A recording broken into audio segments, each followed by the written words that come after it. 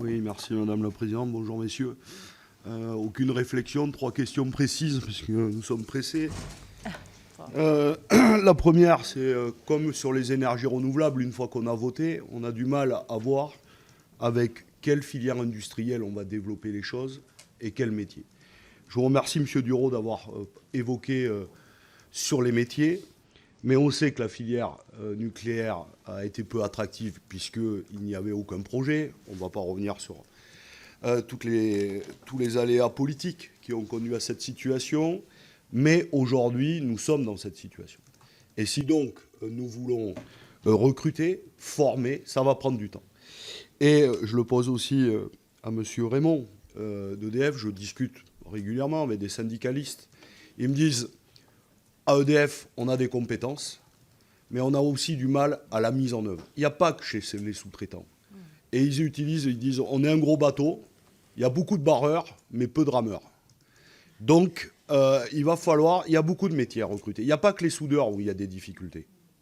Il y a beaucoup de métiers, même y compris, j'ai envie de dire, chez les ingénieurs. Donc, si on veut redonner, concrètement, qu'est-ce qu'on va faire? Et j'entends beaucoup parler d'université, du nucléaire, mais ça, c'est pour l'instant beaucoup hors sol, hors mur, avec des formations maison. On est loin quand même des écoles de métier. Donc, il va falloir une vraie formation et un vrai plan pour mettre en œuvre ce qu'on va décider. Deuxième question.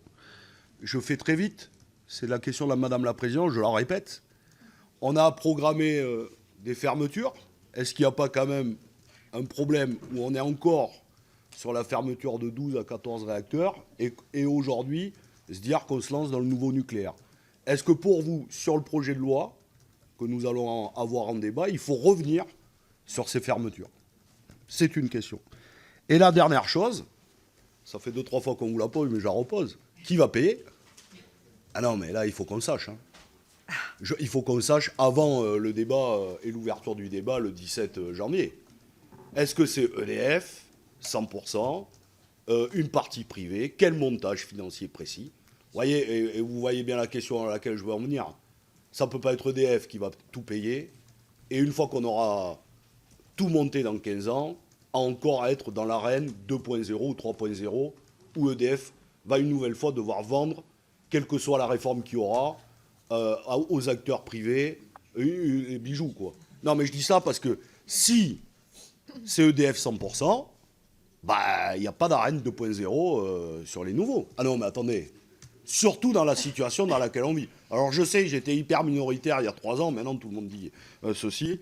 Je m'en réjouis, on va continuer. C'est ton activité personnelle, oui, Fabien. oui, non, mais c'est la situation politique qui a évolué. Bref, tant mieux. Mais il faut réformer ça. Oui, oui, oui, oui. Il faut abolir tout ça. J'ai bien une vision sur le marché européen, mais on aura l'occasion d'en discuter au mois de janvier. Bref, je m'arrête là. Mais il faut qu'on ait des réponses précises sur cette question-là. Et il faudra que ça soit dans le projet de loi. Parce qu'il ne faut pas qu'on vote aujourd'hui et qu'on nous dise dans 15 ans, ah oui, on a encore fait une erreur, on n'avait pas prévu le truc. Ouais. Bon, mais là, comme on se pose les questions, prévoyons tout ça dès maintenant. Très bien, Fabien, on connaît ton engagement. Sur le métier, on ne va pas dire que tout se fait en un instant immédiat. Il y a une volonté très claire et très forte d'avancer. Ça se fait au niveau de la filière, au niveau du GIFEN. D'ailleurs, il y a bien une université mise en place par la filière et ça fédère l'ensemble des actions que les grands, on va dire, donneurs d'ordre, mais aussi tout le tissu industriel a identifié et estime avoir besoin. Comme ça a été dit à juste titre, il y a à la fois tout l'aspect col bleu dont on a besoin et donc de retrouver les niveaux d'exigence. Donc j'avais donné l'exemple des soudeurs, mais il y en a évidemment bien d'autres. C'est faire aussi évoluer ces métiers en les adaptant peut-être aux connaissances telles qu'on les a en termes de mise en œuvre et de pratique dans le 21e siècle. Je vais juste donner un exemple. La radioprotection n'est peut-être plus à faire de la même manière qu'elle se faisait à la fin du siècle dernier. Et il y a beaucoup de choses qui peuvent être adaptées et évoluer. Et enfin, du côté du métier ingénieur. Alors souvent on cite les effectifs de sortie d'école d'ingénieurs. Moi je tiens à rappeler, je le dis aussi régulièrement à mes propres équipes, on forme de très bons ingénieurs, même s'ils n'ont pas forcément le diplôme d'ingénieur dans nos universités. Un Master 2 peut avoir un niveau de compétence largement utilisable, et d'ailleurs, nous y avons amplement recours. Et c'est extrêmement, je pense, important dans la durée. Et le dernier point, donc vous avez bien compris qu'on avançait de concert. Il y a eu une question tout à l'heure sur le plan Excel. Au niveau d'Orano, nous avons le pendant qui est le plan Boost. Et en tant que sponsor de ce plan, j'échange de manière extrêmement régulière avec M. Transer, qui est donc le responsable du plan Excel chez EDF.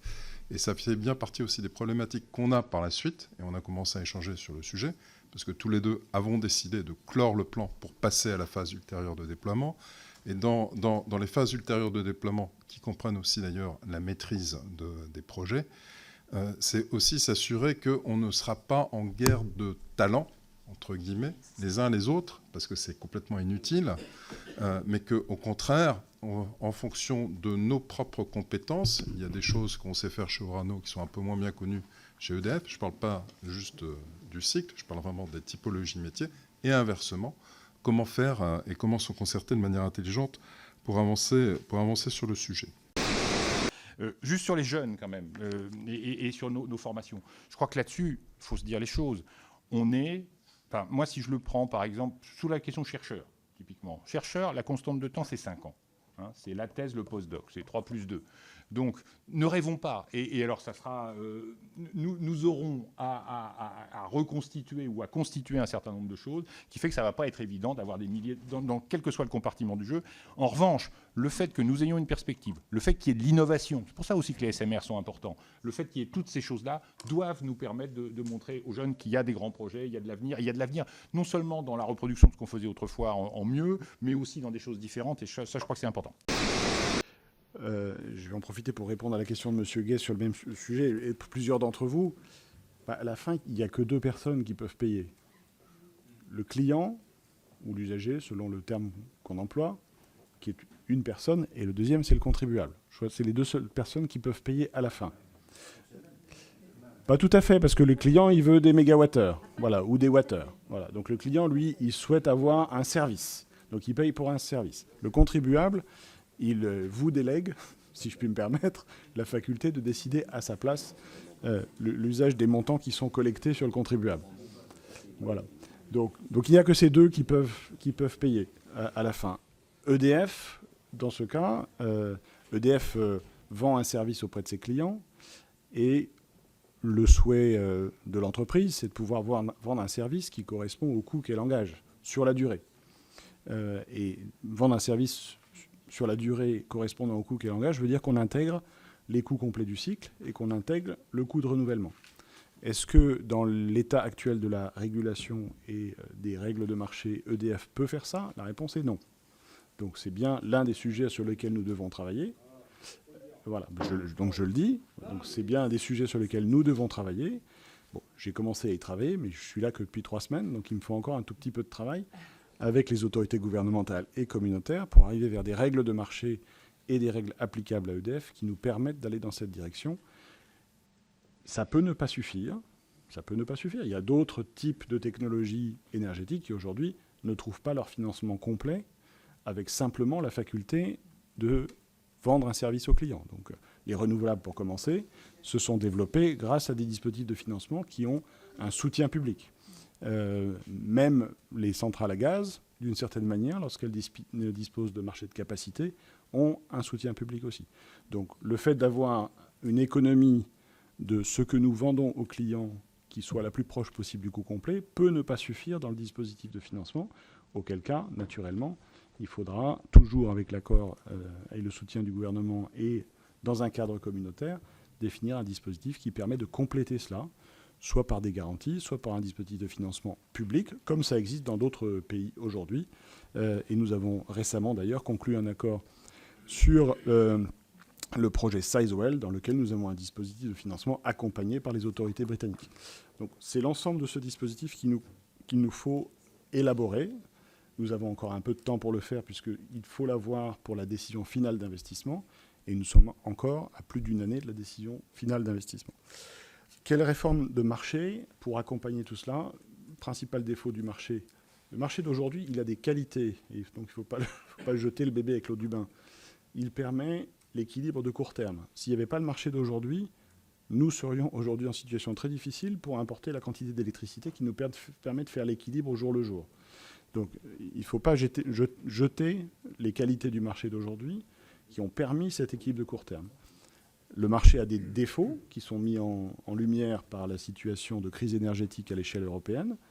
Et les défauts sont ceux que vous avez cités. Donc, le couplage gaz-électricité, effectivement, induit une hypervolatilité des prix de l'électricité comparée à la proportion d'électricité générée par le gaz. Donc, c'est un des défauts qu'il nous faut traiter. Et le deuxième défaut qu'il nous faut traiter, c'est que comme le marché est orienté court terme, il ne donne pas de signal d'investissement et il ne permet pas d'établir un équilibre long terme entre des producteurs et des clients finaux. Donc c'est le deuxième sujet sur lequel il nous faut travailler. Nous y travaillons. C'est bien sûr aux autorités gouvernementales de définir les règles de marché ensemble à l'échelle communautaire. Je sais que le gouvernement français y travaille très activement avec les autorités communautaires. Pour moi, il y a un élément clé qui doit apparaître davantage dans les règles de marché, qui est la faculté de conclure des contrats de long terme à la place d'une régulation qui oblige l'exploitant nucléaire aujourd'hui à vendre la production de son parc à un prix fixé de façon administrative. Donc c'est vraiment sur cet axe-là que je pense nous devons forger les futures règles de marché.